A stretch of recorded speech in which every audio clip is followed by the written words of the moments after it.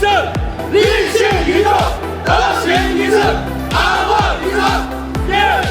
Guangzhou Uluslararası Aydınlatma Fuarı'ndan herkese merhaba. Looking forward to meet you at all Tüm müşterilerimizi bekliyoruz.